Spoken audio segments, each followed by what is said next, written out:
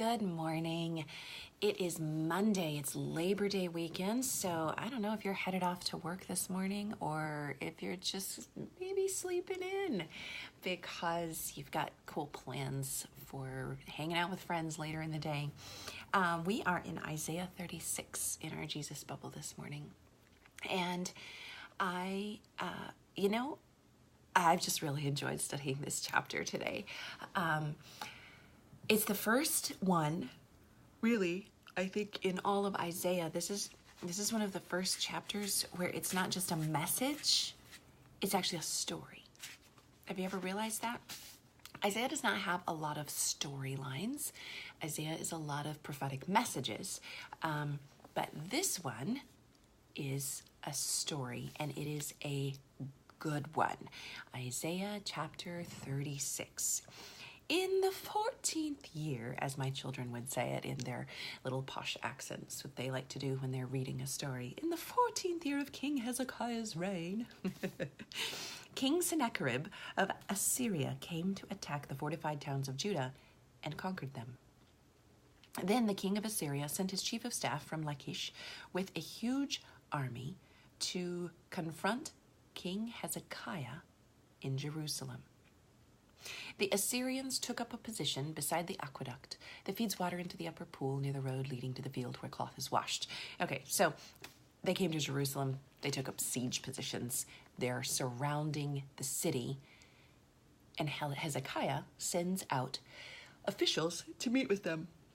These are the officials who went out to meet with them: Eliakim, son of Hilkiah, the palace administrator; Shebna, the court secretary; and Joah, son of Asaph, the royal historian. So 3 men go out to meet the representatives from King Sennacherib from Assyria, and they're having a conversation.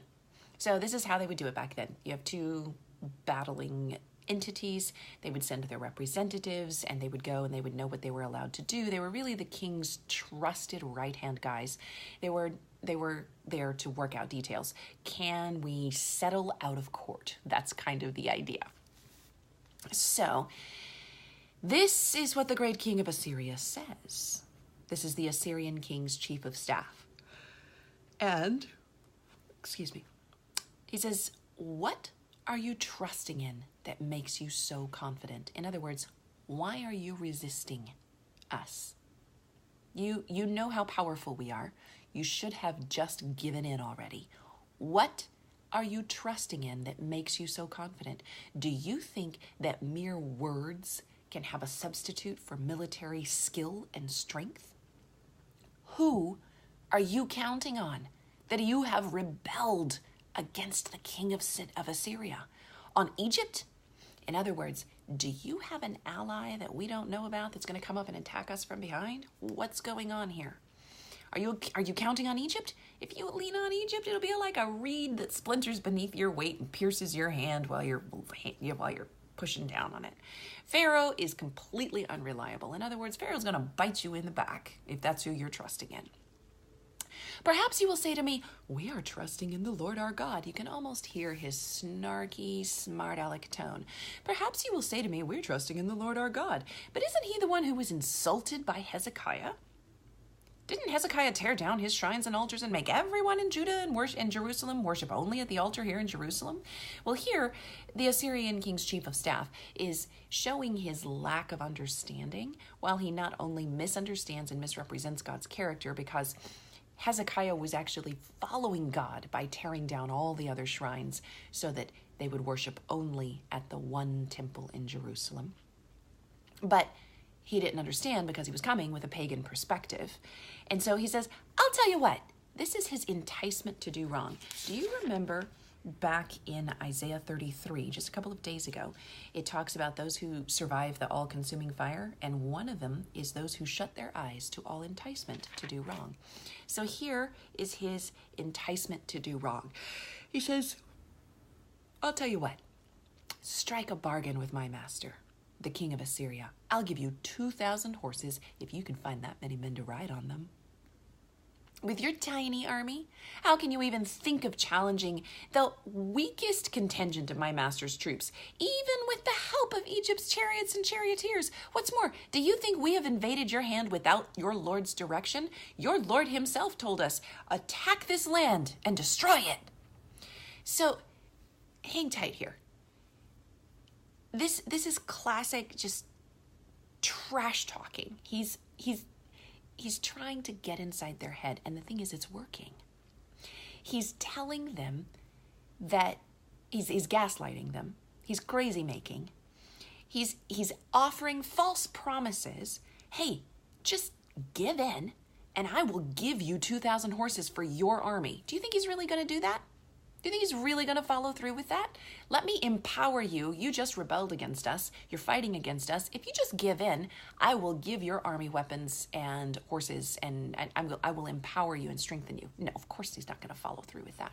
But it sounds nice in the middle of a speech when he's trying to get you to stop trusting in God. He also belittles God. He misrepresents God's character, and he tries to get in their heads saying, hey, your God is the one who told us to come here and destroy you, so really, it's all your fault. Have you ever had someone in your life who consistently acts like that, who consistently makes everything your fault, even if you had nothing to do with it and you're the victim in the situation, or who uses God as a platform to abuse other people? Have you ever had anyone in your life like that? That person or people kind of sounds like the Assyrian chief of staff. So then Eliakim, Shebna, and Joah said to him, please just talk to us in Aramaic, because we understand Aramaic fine. We're multilingual. Don't talk to us in Hebrew. All the people on the walls are listening. They were trying to protect the other people from also having doubt and fear based on these false words and these insults and these enticements and these false claims of having the right to do wrong.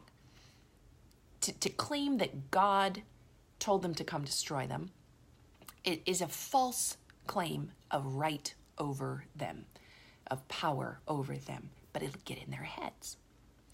Sennacherib's chief of staff replied, do you think my master sent this message only to you and your master the king? He wants all the people to hear it, for when we put this city under siege, here's what's going to happen, here's how bad it's going to get, and this is the fear tactic here. They will suffer along with you.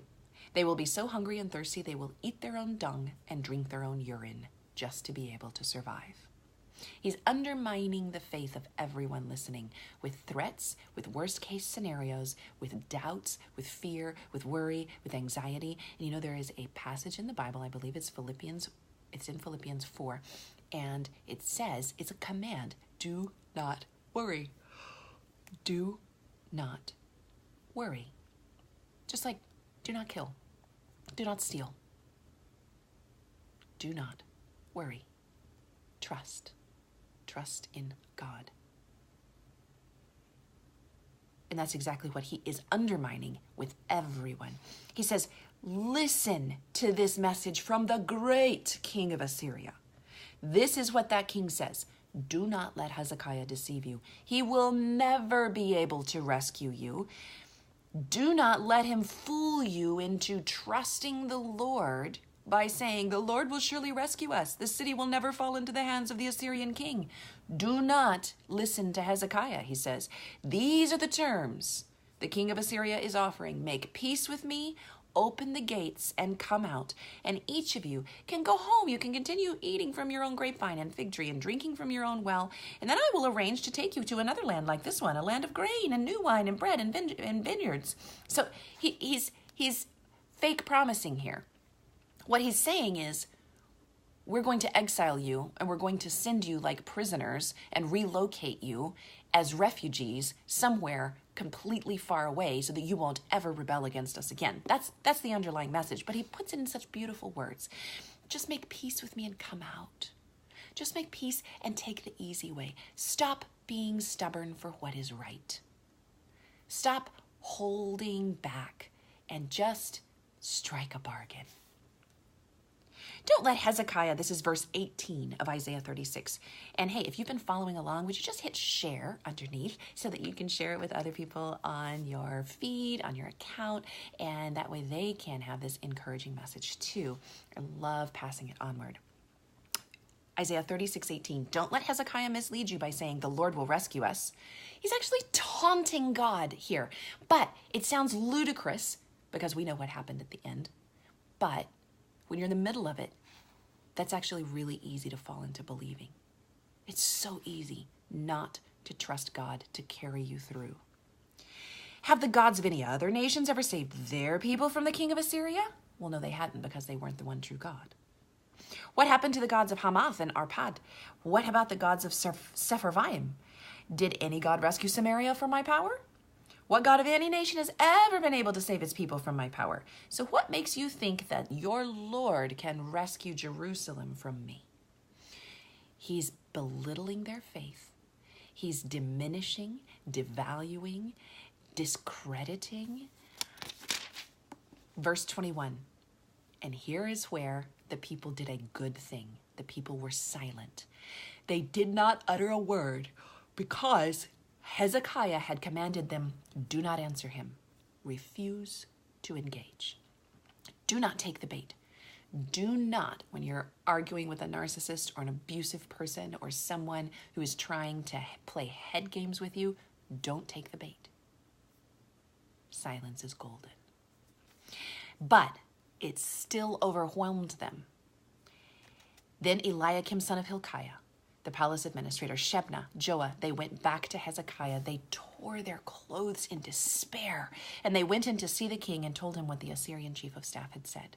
So they went back with their report, and they shared everything to King Hezekiah.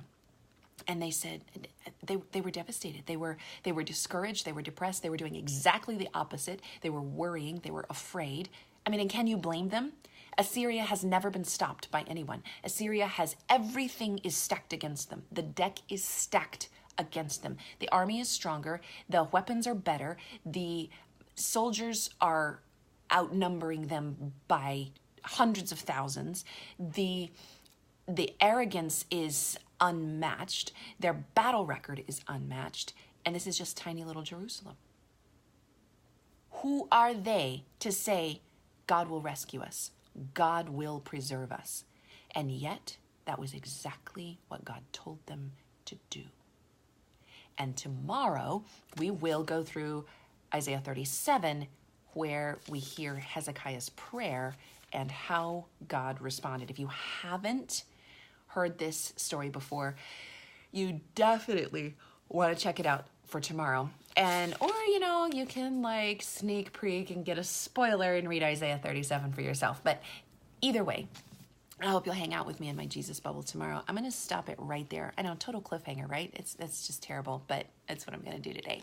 And I really hope, so my challenge to you as you wait to think about tomorrow, my challenge to you is to think about what things you're facing in your life that seem absolutely overwhelming, like there's no possible way anything good could come of it, and that God could not possibly get you through it. And I want you to ask God how he is asking you and expecting you to have faith and to believe in him so that you are not captive to worry, doubt, fear, anxiety, frustration, depression, discouragement, all of those things that drive us crazy when something seems like an overwhelming challenge. So that's my challenge to you. Think about that. Ask God what it is in your life that he wants you to trust him for that seems impossible. And then tomorrow, we'll talk about how God totally turned the tables and did exactly what he said and proved himself powerful and capable. If you enjoyed this and if you like the Jesus Bubble, would you please share it? And if you're watching on Facebook or YouTube, you can share from those links too. It doesn't matter. I want to hear your thoughts. So drop me a comment or send me a message. If there's something you're struggling with that I can pray for, just let me know.